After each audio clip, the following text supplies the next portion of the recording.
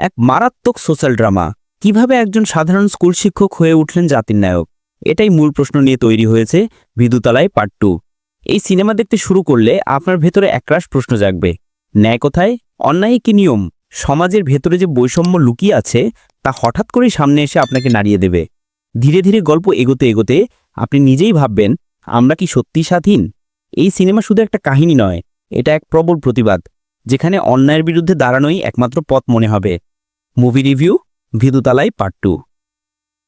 গল্পটা শুরু হয় ভাতিয়ার বিজয় সেতুপতির গ্রেফতার দিয়ে। তিনি একসময় ছিলেন সাধারণ শিক্ষক, কিন্তু অন্যায়, অবিচার, জাতপাতের বৈষম্য আর সমাজের ভেতরে শোষণের বিরুদ্ধে দাঁড়িয়ে হয়ে ওঠেন আন্দোলনের মুখ। পুলিশের হাতে ধরা পড়ার পর জেলের ভিতরে বসে তিনি নিজের জীবনের লড়াইয়ের গল্প শোনান।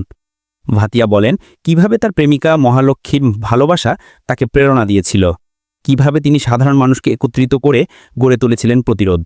তার এই গল্প কেবল বন্দীদের নয়, কনস্টেবল কুমারেসেনকেও ভেতর থেকে নাড়িয়ে দেয়, যে প্রথম পার্টে ভাতিয়াকে ধরতে সাহায্য করেছিল। গল্পে বারবার উঠে আসে সেই প্রশ্ন, পুলিশ আর প্রশাসন আসলে কার হয়ে কাজ করে? তারা কি সত্যিই জনগণের বন্ধু, নাকি ক্ষমতাশালীদের হাতের ক্রীড়নক? ভাতিয়া, বিজয় সেতুপতি, সিনেমার প্রাণ। একজন সাধারণ শিক্ষক থেকে শুরু করে জাতির আন্দোলনের নেতা হয়ে ওঠা। এই ট্রান্সফরমেশন এতটাই বাস্তব আর আবেগঘন যে দর্শক ভাতিয়ার প্রতি সহানুভূতিশীল হয়ে পড়ে। তার চোখের ভাষা, সংলাপের জোর আর আবেগের তীব্রতা সিনেমার প্রতিটা ফ্রেমে চাপ ফেলেছে। মহালক্ষ্মী, মঞ্জু ওয়ারিয়ার। ভাতিয়ার জীবনে আলোর দিশা। তার ভালোবাসা শুধু রোমান্স নয়, বরং ভাতিয়ার লড়াইয়ের অনুপ্রেরণা। কুমারেসেন, সুরি, এক পুলিশ কনস্টেবল যে নিজের ভেতরে দ্বন্দ্ব নিয়ে বেঁচে আছে। প্রথমে সিস্টেমের হয়ে কাজ করলেও ভাতিয়ার গল্প শোনার পর তার ভেতরে প্রশ্ন জাগতে শুরু করে, সে কি সত্যি ন্যায় প্রতিষ্ঠা করছে, নাকি অন্যায়কে রক্ষা করছে? ভেত্রিমারান মানে বাস্তবতা। তার সিনেমায় সবসময় থাকে সমাজ আর রাজনীতির গভীর বিশ্লেষণ। বিদুতালায় পার্ট 2ও তার ব্যতিক্রম নয়।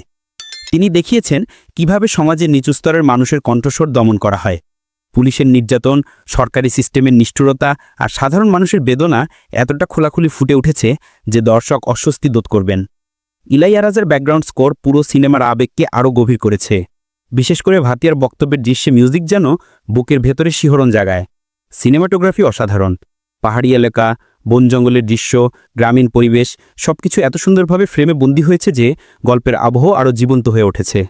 সবচেয়ে শক্তিশালী দিক: 1. বিজয় সেতুপতির অসাধারণ অভিনয়। 2. সামাজিক বৈষম্যের তীব্র চিত্রায়ন। 3. ভেত্রিমারানের নির্মাণশৈলী। 4. বাস্তব আর কল্পনার মিশ্রণ, যা দর্শককে প্রশ্ন করতে বাধ্য করে। দুর্বলতা: সিনেমার গতি কিছু জায়গায় ধীর মনে হতে পারে। কুমারেসনের চরিত্রটা আগের তুলনায় এখানে একটু আড়ালে চলে গেছে। শেষ কথা, বিদুতালায় পার্ট 2 আসলে সিনেমা না, এটা একটা প্রতিবাদ। এটা এক সমাজ সচেতন চলচ্চিত্র যা আপনাকে ভাবতে বাধ্য করবে। অন্যায়ের বিরুদ্ধে দাঁড়ানো কত জরুরি সেটা সিনেমাটা আপনাকে শেখাবে। যারা ভেত্রিমারানের সিনেমার ভক্ত অথবা সমাজভিত্তিক গল্প দেখতে পছন্দ করেন, তাদের জন্য এটা অবশ্যই মাস্ট ওয়াচ। তবে ধৈর্য নিয়ে দেখতে হবে, কারণ সিনেমাটা ধীরে ধীরে তার আসল রূপ প্রকাশ করে। বন্ধুরা, আপনাদের কেমন লাগলো এই সিনেমা? নিচে কমেন্টে জানাতে ভুলবেন না। এমন দুর্দান্ত সব মুভির আপডেট পেতে সাবস্ক্রাইব করুন আমাদের YouTube channel the world of movies. Like দিন, শেয়ার করুন আর বেল আইকন প্রেস করতে ভুলবেন না।